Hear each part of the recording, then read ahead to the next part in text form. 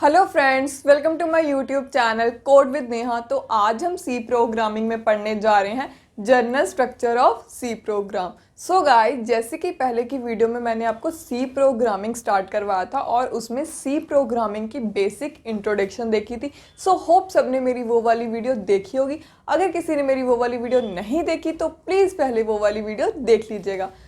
आज हम पढ़ने जा रहे हैं जर्नल स्ट्रक्चर। हम किसी भी लैंग्वेज का जर्नल स्ट्रक्चर क्यों पढ़ते हैं? जैसे कि मैंने आपको बताया, कोई भी लैंग्वेज अगर हम पढ़ते हैं तो उसके कुछ रूल्स होते हैं। हम ऐसे ही तो नहीं लिख देते कोई भी लैंग्वेज का कोड, या किसी भी लैंग्वेज में अगर हमने कोई सेंटेंस भी लिखना होता है तो उसके भी हम कुछ रूल्स फॉलो करते हैं। इसी तरह अगर हमने प्रोग्रामिंग लैंग्वेज का कोड लिखना है तो उसका भी एक जर्नल स्ट्रक्चर होता है, एक रूल होता है जो कि हमें फॉलो करना पड़ता है। ठीक है, तो आज हम देखेंगे वो जर्नल स्ट्रक्चर या तो रूल कह लो। ठीक है, तो फर्स्ट आ जाता है हमारा डॉक्यूमेंटेशन। डॉक्यूमेंटेशन सेक्शन क्या है? डॉक्यूमेंटेशन सेक्शन वो सेक्शन है जो कि हमारे प्रोग्राम में ऑप्शनल होता है, ज़रूरी नहीं होता। ये ऑप्शनल क्यों होता है? डॉक्यूमेंटेशन, जैसे कि नेम ही सजेस्ट कर रहा है कि हमें डॉक्यूमेंट बनाना या हमने अपनी प्रोग्राम की डिस्क्रिप्शन देनी। ठीक है, डॉक्यूमेंटेशन में हम देते हैं कमेंट्स।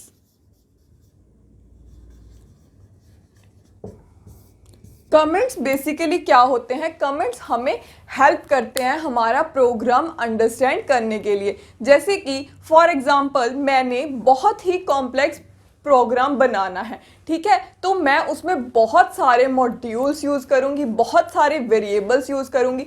अगर मैं उसी प्रोग्राम को बहुत दिनों बाद देखूंगी तो मुझे समझ में नहीं आएगा कि ये प्रोग्राम मैंने किस लिए करा है।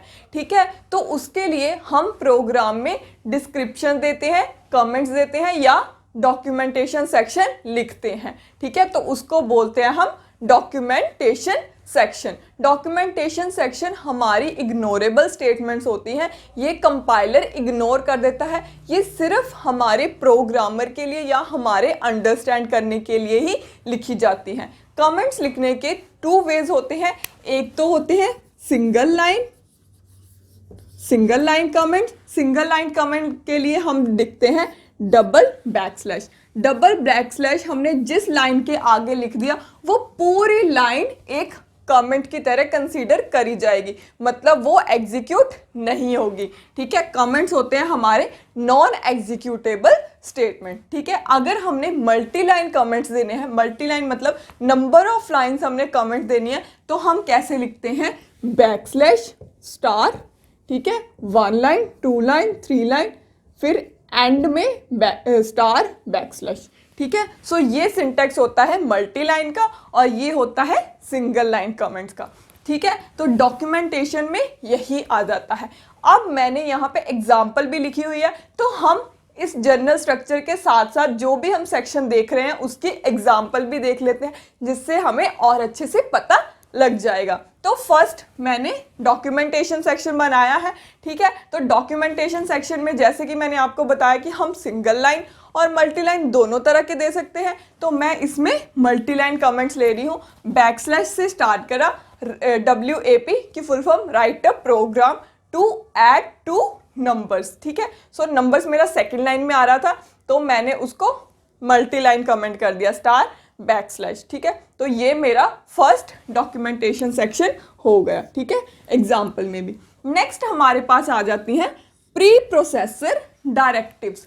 प्री प्रोसेसर डायरेक्टिव्स क्या होती है? जैसे कि मैंने आपको इंट्रोडक्शन वाली वीडियो में बताया था कि सी प्रोग्राम हमें क्लैरिटी प्रोवाइड करता है। क्लैरिटी प्रोवाइड कैसे करता है? सी लैंग्वेज में बहुत सारी इनबिल्ट लाइब्रेरीज हैं जिनको एक साइड रखा गया है हमारे यूज़ करने के लिए। ठीक है, तो अगर हमने सी प्रोग्राम, ठीक है, सी का कोई कोड लिखना है तो हम वो लाइब्रेरी यूज़ कर सकते हैं। तो सी का कोड लिखने के लिए वो लाइब्रेरीज हमें हेल्प करती हैं। तो ऐसा तो नहीं है कि हम बिना किसी लाइब्रेरी के सी का कोड लिख लें, वो बहुत ही ज़्यादा कॉम्प्लेक्स हो जाएगा। अगर उसको इजी करना है तो हम उस लाइब्रेरीज को यूज़ करते हैं। तो उस लाइब्रेरी को यूज़ करने को हम बोलते हैं प्री प्रोसेसर डायरेक्टिव्स। ठीक है। सो प्री प्रोसेसर डायरेक्टिव्स हमारी दो बेसिकली यूज होती है, इंक्लूड, हैश इंक्लूड और हैश डिफाइन। आप इतनी बात ध्यान में रखिए, जो भी प्री प्रोसेसर डायरेक्टिव या header file, pre processor directive को हम हेडर फाइल्स भी बोल देते हैं, जो भी हमने यूज करनी है उसके आगे हैश सिंबल यूज होता है, ठीक है। तो ये हो गए हमारे प्री प्रोसेसर डायरेक्टिव्स, और इसका सिंटेक्स हैश इंक्लूड के बाद हम ये वाली ब्रेसेस लिखते हैं, ठीक है। इस ब्रेसेस में जो भी लाइब्रेरी हमने इंक्लूड करनी है वो लाइब्रेरी का नेम, ठीक है। सो ये होती है हमारी pre processor directives. Hash define जो हमारी होती है, ये प्री प्रोसेसर डायरेक्टिव को कैसे यूज करते हैं हम, हैश डिफाइन अगर हमने अपने प्रोग्राम में कोई कांस्टेंट डिक्लेयर करना होता है तो हम ऊपर ही प्री प्रोसेसर डायरेक्टिव में डिक्लेयर कर सकते हैं। जैसे कि आपको पता है कि पाई की वैल्यू 3.14 होती है, वो कभी चेंज नहीं हो सकती, ठीक है। तो हम लिखते हैं हैश डिफाइन, ये ऐसे ही सिंटेक्स है, स्पेस पाई स्पेस 3.14, ठीक है। तो थ्रू आउट द प्रोग्राम पाई की वैल्यू 3.14 ही रहेगी, हम इसको कहीं पे भी यूज कर सकते हैं, ठीक है। तो ये हो गया हमारा प्री प्रोसेसर डायरेक्टिव्स। अब एग्जांपल में देखते हैं, एग्जांपल में मैंने प्री प्रोसेसर डायरेक्टिव्स कैसे लिखी है, ये देखिए, हैश इंक्लूड stdio.h। stdio.h क्या है, हमारी स्टैंडर्ड इनपुट आउटपुट लाइब्रेरी, ठीक है। स्टैंडर्ड इनपुट आउटपुट लाइब्रेरी हमें किस चीज में हेल्प करती है, जो भी हम इनपुट लेने के लिए या आउटपुट प्रोड्यूस करवाने के लिए फंक्शंस यूज करते हैं वो हमारे stdio.h हेडर फाइल्स में हैं, ठीक है। तो इस प्रोग्राम में जैसे कि मैंने यूज करा हुआ है printf scanf, सो ये printf scanf क्या है, मेरे इनपुट और आउटपुट के लिए है। इनपुट क्या होता है, यूजर से अगर हमने कोई वैल्यू लेनी है तो उसको बोलते हैं हम इनपुट, और अगर हमने कंसोल स्क्रीन पे कुछ आउटपुट प्रोड्यूस करानी है, कुछ दिखाना है, तो उसको बोलते हैं आउटपुट, ठीक है। तो ये hash include stdio.h standard input output जो फंक्शंस होते हैं उनको होल्ड करता है। तो ये कौन से हो जाते हैं, printf और scanf, ठीक है। नेक्स्ट आ जाता है ग्लोबल डेक्लरेशन। जैसे कि मैंने आपको बताया कि हम अपने प्रोग्राम में कांस्टेंट बना सकते हैं, ठीक है। इसी तरह अगर हमने अपने प्रोग्राम में वेरिएबल को ग्लोबली डिक्लेयर करना होता है, अभी तो हमने वेरिएबल्स नहीं पढ़े, आप इतनी बात ध्यान में रखिए कि अगर हम कोई प्रोग्राम लिख रहे हैं, कोई प्रॉब्लम को सॉल्व कर रहे हैं, तो हमें उसमें डेटा यूज करना पड़ेगा, है ना। तो डेटा यूज करने के लिए हम यूज करते हैं वेरिएबल्स, ठीक है, क्योंकि डेटे की वैल्यू को स्टोर करना पड़ेगा ना, वैल्यू को स्टोर करने के लिए हम इसमें वेरिएबल्स यूज करते हैं, ठीक है। तो वेरिएबल को हम अगर ग्लोबली डिक्लेयर करना चाहते हैं, ग्लोबल डिक्लेरेशन का मतलब क्या है कि हमारे प्रोग्राम में जितने मर्जी नंबर ऑफ फंक्शंस हो, वो ग्लोबल वेरिएबल हर प्रोग्राम के लिए यूजफुल होएगा, ठीक है। जैसे कि अगर मैं ये वाला मैंने एक फंक्शन बनाया हुआ है,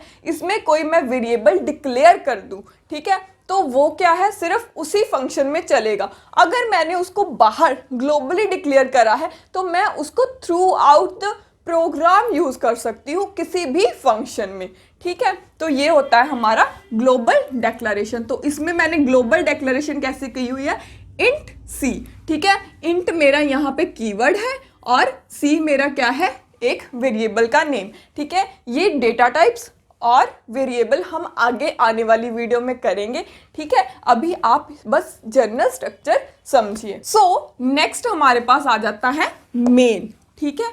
मेन क्या है, मेन हमारा मेन फंक्शन है।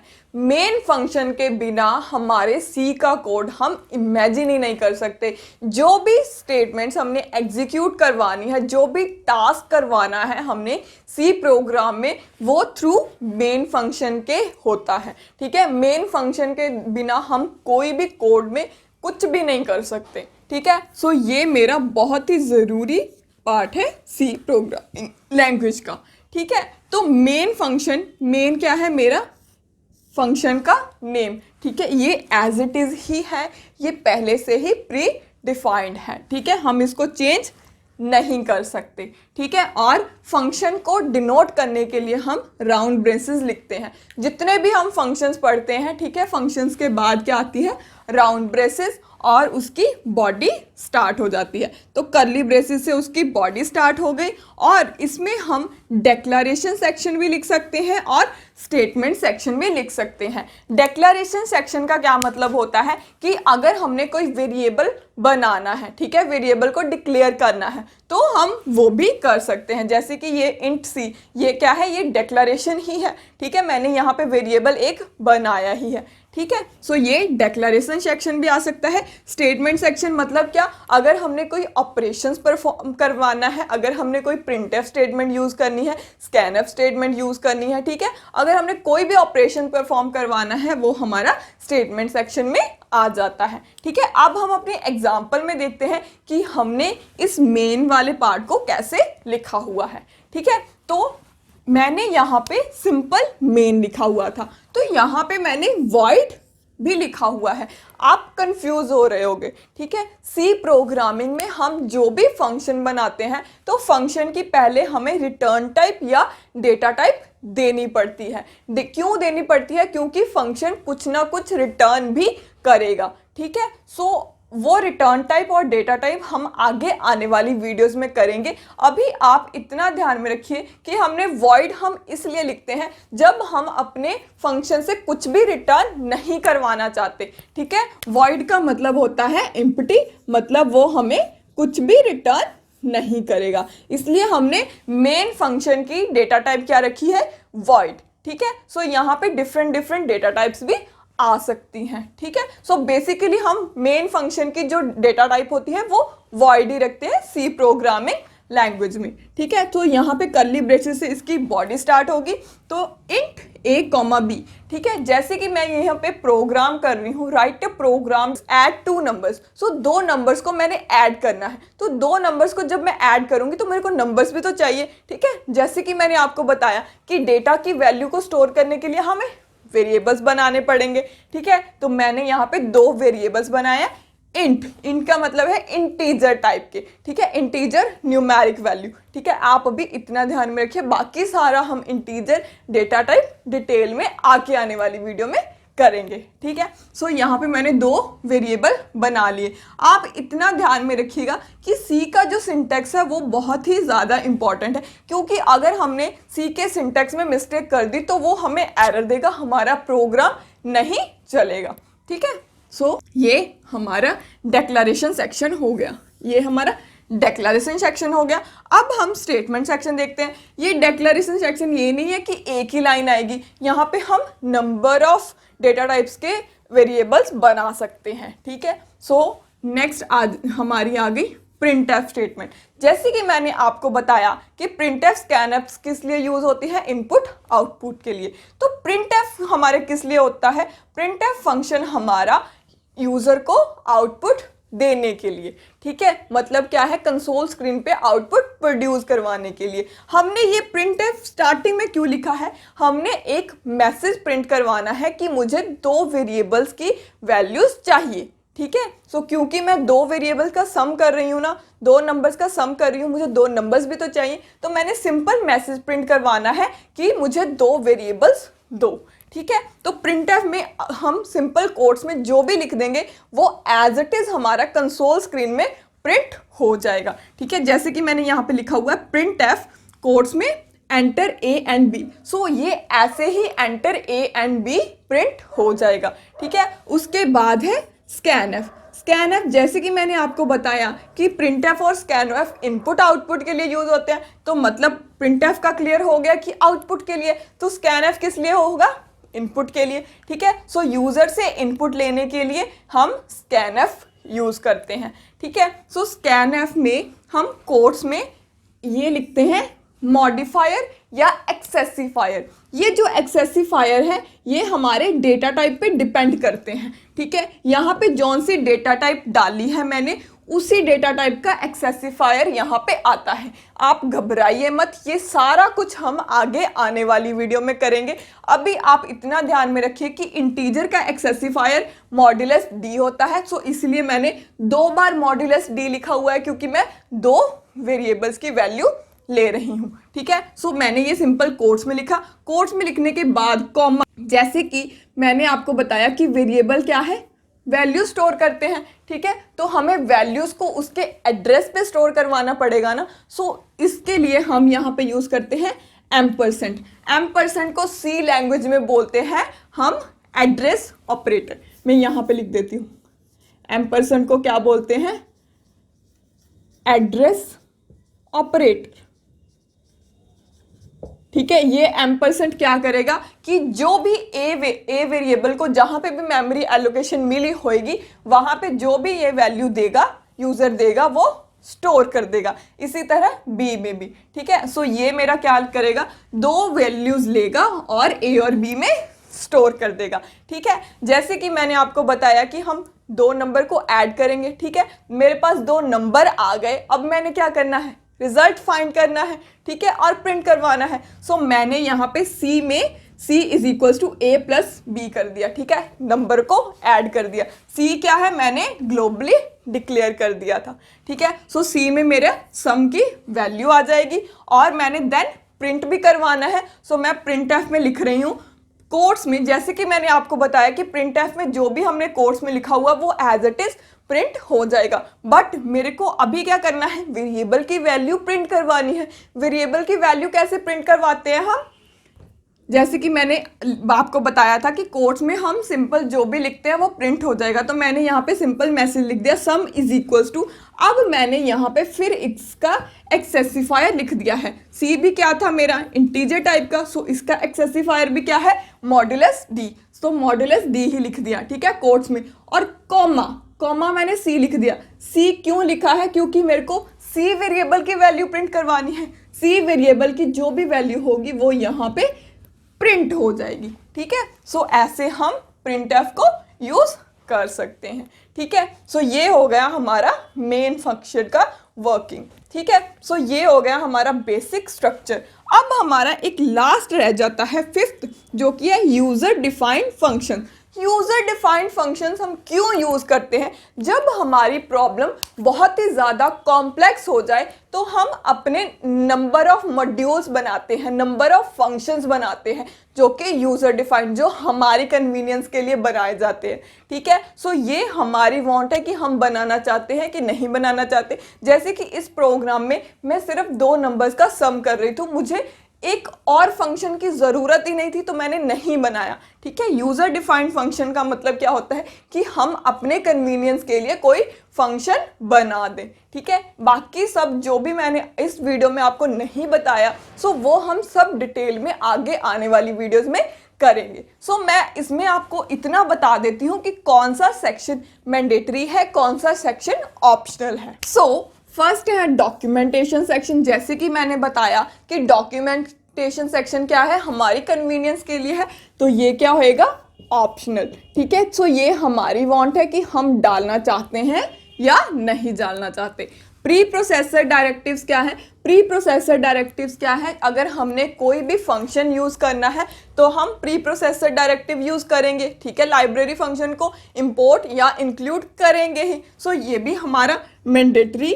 देन आ जाता है ग्लोबल डेक्लेरेशन। ग्लोबल डेक्लेरेशन हमारी मैंडेटरी नहीं है, क्योंकि अगर हमने यहाँ पे इंट सी नहीं बनाया होता, हमने सी को यहीं पे डिक्लेयर कर देता होता, तब भी हमारा प्रोग्राम वर्क करता, ठीक है। सो ये भी क्या है, ऑप्शनल है। देन है मेन फंक्शन। जैसे कि मैंने आपको बताया कि मेन फंक्शन के बिना हम सी का कोड इमेजिन ही नहीं कर सकते, तो मेन फंक्शन क्या होगा हमारा, मैंडेटरी। ये बहुत ही ज़्यादा ज़रूरी है, क्योंकि जो भी हमने एग्जीक्यूशन करवानी है, जो भी वर्किंग करवानी है अपने प्रोग्राम की, वो मेन फंक्शन के थ्रू ही होएगा, ठीक है। यूज़र डिफाइंड फंक्शन तो आपको क्लियर हो ही गया होगा कि मैंने इस प्रोग्राम में अगर नहीं लिखा तो मतलब क्या है, वो ऑप्शनल ही होगा कि वो हमारी नीड है, हमें चाहिए या नहीं चाहिए, ठीक है। सो ये हो गया हमारा basic structure of C program. So guys आज की वीडियो में हमने सी प्रोग्राम का जनरल स्ट्रक्चर देखा। सो होप आपको क्लियर हो गया होगा, होप आपको समझ में आ गया होगा। अगर आपको समझ में नहीं आया, इसमें कोई डाउट हुआ तो प्लीज़ कमेंट करके ज़रूर बताना, और जिसको सी प्रोग्रामिंग सीखनी है उसके साथ शेयर भी ज़रूर करना। और अगर आपको भी सी प्रोग्रामिंग अच्छे से करनी है तो please subscribe my YouTube channel. Thank you so much for watching my video.